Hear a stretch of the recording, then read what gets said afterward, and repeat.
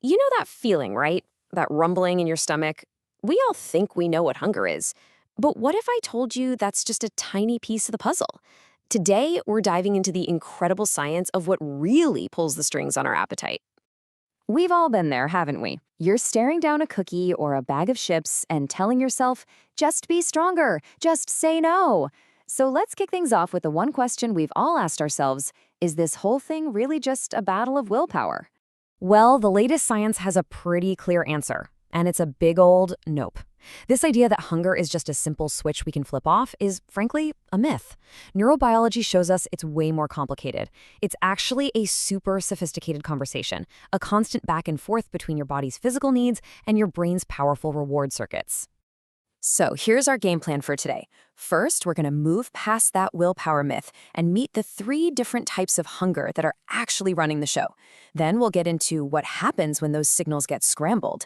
And most importantly, we'll talk about how to get that crucial body and brain conversation back on track. You see, hunger isn't just one thing. It's more like a committee. There are 3 distinct but totally interconnected biological networks that all have a vote on when, what, and how much you eat.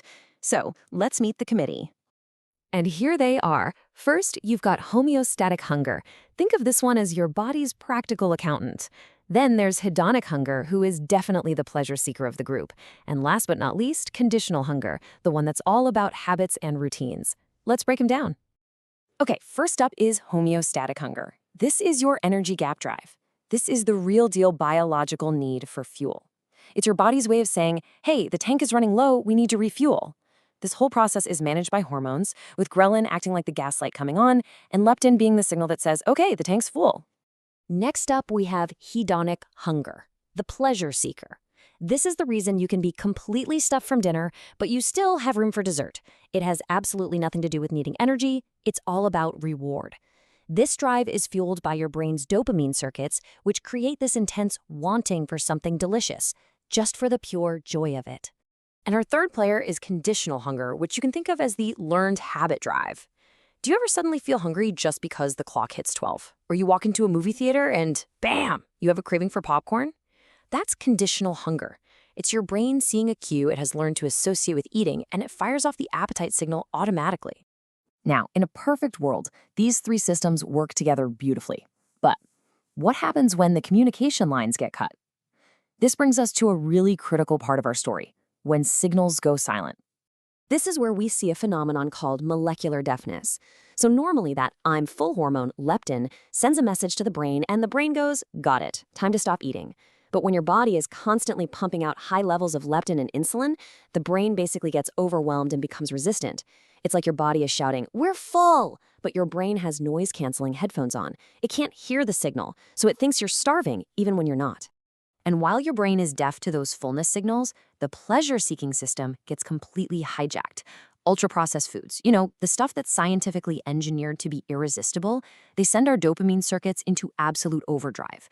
This creates a wanting that is so powerful, it just steamrolls right over any of those weak, I'm full signals that might be trying to get through. And if that wasn't enough, there's another problem: inflammation. Chronic systemic inflammation can actually cross into the brain and mess with your prefrontal cortex. That's the logical, rational part of your brain, your main defense against cravings. It's like the CEO of your brain has been sent home sick, and now the impulsive, pleasure-seeking intern is left in charge of all the decisions. And you can see the difference this makes right here. On the healthy side, you have low-fasting insulin, your brain is super sensitive to leptin, and you actually feel full after eating. But look at the unhealthy state. Insulin is high, which leads directly to that leptin resistance we talked about. Your fullness signals are broken, and those outside food cues become almost impossible to ignore.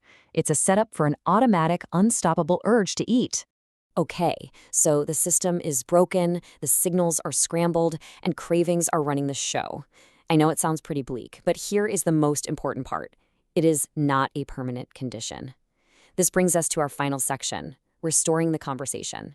We can absolutely retune these systems. So this is the big mindset shift. The goal is not to muscle through and fight hunger with sheer willpower. Trust me, that's a battle you're going to lose against your own biology. The real goal is signal restoration. It's about becoming a diplomat and repairing that broken conversation between your body and your brain.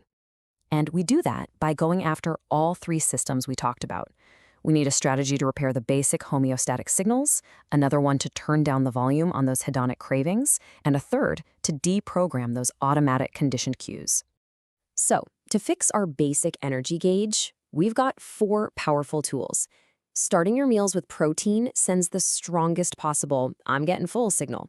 Fiber acts like a brake, slowing things down so you stay full longer. Eating in sync with your body's internal clock can work wonders for insulin sensitivity. And look, getting enough quality sleep is just non-negotiable for keeping your hunger hormones in balance. Now, to tame that pleasure-seeking drive, we have to change our environment and our mindset. Step 1 is just simple stimulus control. You know the saying, out of sight, out of mind? It's literally true. If the junk food isn't in your house, it's a lot harder to eat it. It also helps to take a break from those hyper-stimulating foods to let your reward circuits reset. And finally, mindfulness helps create a tiny gap, a pause, between seeing food and eating it, giving your rational brain a chance to chime in. And lastly, to break those learned habits, we have to be intentional. Eating at consistent times trains your body to expect food then and only then.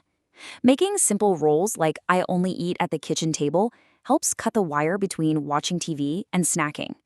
It's all about finding your personal danger zones and consciously swapping out that old eating habit for a new, non-food one. Listen, if you only take one single thing away from all of this, please let it be this. Struggling with cravings and hunger is not a moral failing. It's not because you're weak, it's about biology. Your body is using ancient survival signals in a modern world that is specifically designed to hijack them. Understanding that is the first, most powerful step you can take. So, I'll leave you with a question to chew on. The next time you feel that pull of hunger, just pause for a second. Ask yourself, who's talking right now? Is this my body's accountant asking for energy? Is it my pleasure seeker looking for a dopamine hit? Or is it just a habit loop running on autopilot? Now that you get the science, what is your hunger really telling you?